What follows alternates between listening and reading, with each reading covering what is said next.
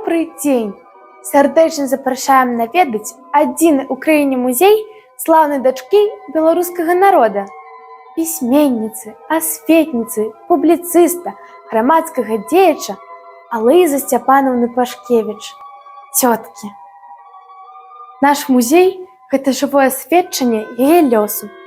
Кожны прадмет мае сваю гісторыю і дапамагае адчуць эпоху, у якой жыла і тварыла Алоіза Сцяпанаўна. Кароткае яе жыццё, усяго 40 гадоў, яркі прыклад самаадданага служэння народу. Прыгарнуць усё ў дарозе, каплю шчасця, долі ўліць. Думаць усюды аб народзе, родны край усюды сніць. Наш Чужынскі раён – радзіма цёткі.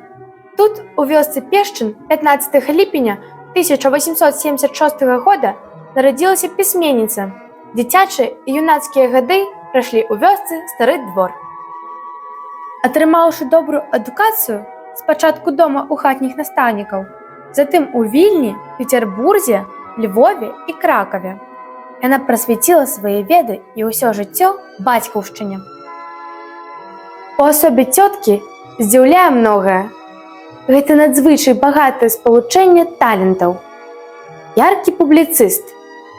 Бедны той, хто апрача грошай, апрача багацця, которое пры першым няшчасці шчэзне да звання, не мае скарбаў вечных, скарбаў душы. Такі скарб, который ніхто і ніколі адабраць ад вас не здоле, гэта любоў да бацькаўшчыны, да роднай мовы, да народа. Глыбокі празаік, яе пяру належаць апавяданні «Міхаська», «Лішняя», «Асеннія лісты». Цудоўная паэтка, аўтар зборнікаў «Скрыпка беларуская», «Хрэст на свабоду». Татульку, я хачу чытаць. Татульку, хачу свет пазнаць.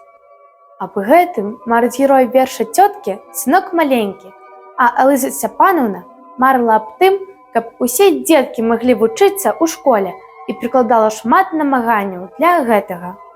Выдала першае чытанне для дзетак беларусаў, адкрывала школкі для бедных дзяцей, арганізоўвала настаўніцкія курсы. Алоіза Пашкевіч спалучала дар палітыка-рэвалюцыянера, была адным з заснавальнікаў партыі беларускай сацыялістычнай грамады, з дарам рэдактара, была літаратурным рэдактарам першага беларускага часопіса для дзяцей і моладзі «Лучынка». Далучылася цётка і да выдання першых беларускіх газет «Наша доля» і «Наша ніва». З тэатрам Буйніцкага аб'ехала амаль усю Беларусь. Калі радзіма палыхала агнём Першай сусветнай вайны, цётка пайшла працаваць сястрой міласэрнасці ў шпіталь.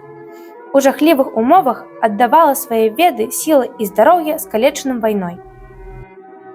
У 1916 годзе, пахаваўшы бацьку, засталася ў Старым двары, каб дапамагчы хворым землякам, бушавала эпідэмія тыфу, але сама не ўбераглася і захварэла. Яе аслаблены сухотамі і цяжкімі умовамі жыцця арганізм не здолеў змагацца з хваробаю, і 18 лютага яна памерла пад дахам роднага дома, пахавана ў Старым двары. Незвычайнасць асобы Алоізы Пашкевіч надзвычай выразна падкрэсліваюць яе псеўданімы Гаўрыла з Полацка, Мяцей Крапіўка, Крапівіха, Тымчасовы, але найбольш блізкім яе быў псеўданім «Цётка».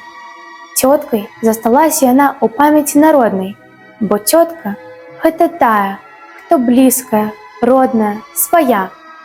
Ёй хацелася быць сваёй для кожнага беларуса.